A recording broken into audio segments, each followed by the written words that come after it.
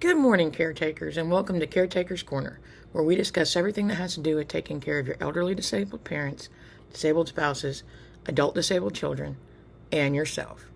My name is CJ, and I am your guide on this journey. And today, we're going to discuss a issue that I've had a lot of trouble with over the years, and that I know most of you all have, if not all of you all. And that is caretaker guilt.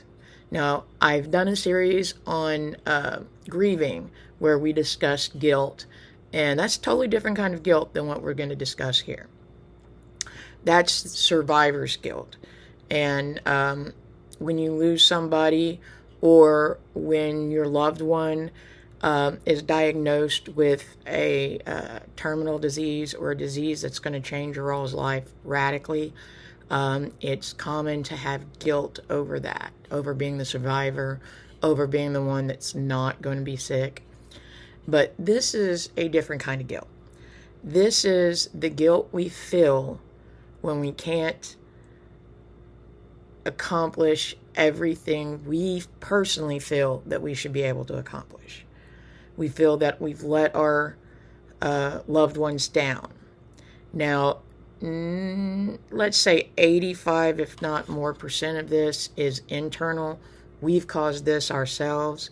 Sometimes if you have a toxic relationship with the person that you take care of, they help to provide a lot of guilt on you, whether they realize they do it or not. They can cause us to have caretaker guilt by, oh, it's okay, I'll be fine even though you weren't able to do this. I don't get very much of that at all, I don't think. But I do put a lot of guilt on myself because I am so busy, it feels like all the time, that I will internalize the fact that, for instance, is Barbara, even though sometimes she has trouble with it, had to put her own medicine together this week because I just spaced it and I didn't have time. And so I felt bad about that. And I haven't been prepping the meals like I normally do. And I was feeling really bad about that because I wasn't giving her what I consider good quality meals. Now, she's not been complaining. She's not been giving me any guilt over anything. It's me internalizing that guilt. I have somebody I know of who this week, due to no fault of her own, despite what she thinks, put the wrong date in for her mother's, one of her mother's appointments. And she felt horrible about it. I mean, I thought she was going to have a breakdown. And I'm like, this happens. We cannot be perfect all the time. And that is the first thing we've got to admit to ourselves, that while we are hard workers, we tend to be overly organized, we're still not perfect. We're going to screw up. And every time we screw up, then we feel guilty. And we've got to stop that because we are doing the very best we can.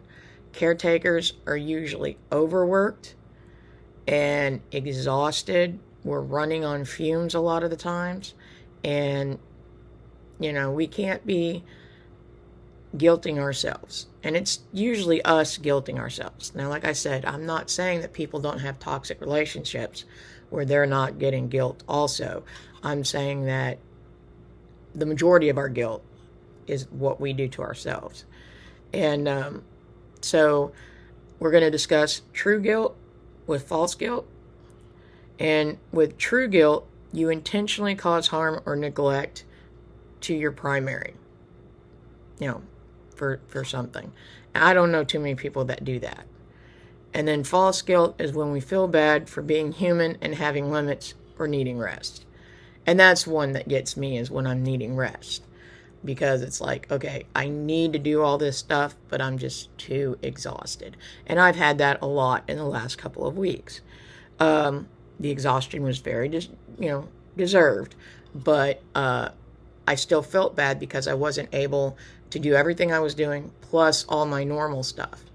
While I get on here and I tout going to yoga, I haven't been going to yoga.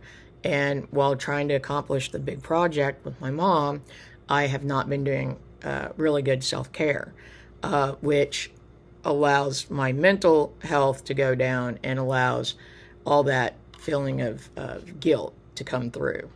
Whereas normally I'm really good at going, you know what? I really do work hard, and it's okay if I don't get everything done. I've not been able to make that distinction, and so it's not been the best. But some things to help with that is when that heavy feeling hits, ask yourself, did I intentionally do something, or am I just tired and overwhelmed? And if you're tired and overwhelmed, you need to forgive yourself and let it go. And if you intentionally did something, ask yourself why you intentionally did it. It may be that, once again, it goes back to the exhaustion thing. It also could go back to a toxic relationship thing, in which case I suggest seeking a counselor. Another way of helping to deal with the guilt that we sometimes feel is embrace good enough caretaking. Now, I know that sounds odd, but we tend to be perfectionists, and as caretakers, sometimes perfection is not an option. I know a lot of caretakers that it's the first thing that goes is keeping extremely clean house, and so they get embarrassed about people coming over to their house because it may not be what everyone thinks should be a clean house. Caretaking is a hard job, and sometimes you got to pick and choose your battles on what actually needs to be done and what can be postponed. Now, when we postpone stuff, we don't need to be feeling guilty about it because we're doing it for our own mental and physical health. I know a lot of us will, but we need to learn that there comes a point where we don't need to be guilty about stuff. You know, let's take care of the majors. Did we feed them? Are they safe? Did they take their medicine? Are we making sure that they're getting sleep? Are we making sure that they're getting cleaned up? Do they have clean clothes? Let's hit the big basics and take care of the rest later.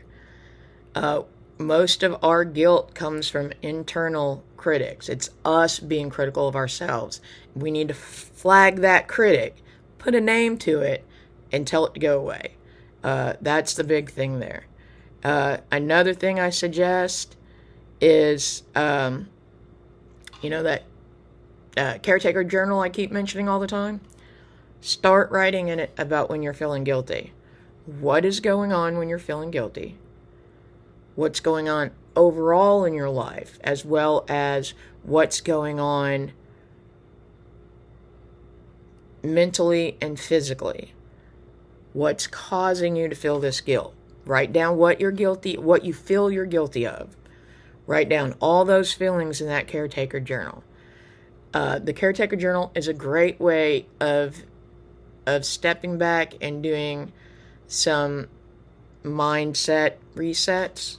It's a way of being able to see what's going on, see where we might need to make changes, see where we don't need to internalize this guilt, and to be able to process it, write down, and just kind of let it go. I know it might sound weird, but when it comes to this internalized guilt we feel, we just got to let it go. And if we have a toxic relationship with the person that we are taking care of, some people with their family members, they have toxic relationships. We need to be able to seek the help that we need and understand that their issues are not our issues, all right? And if they're the ones causing us the guilt, we just need to not. I know it's hard, but we need to not internalize that guilt on ourselves.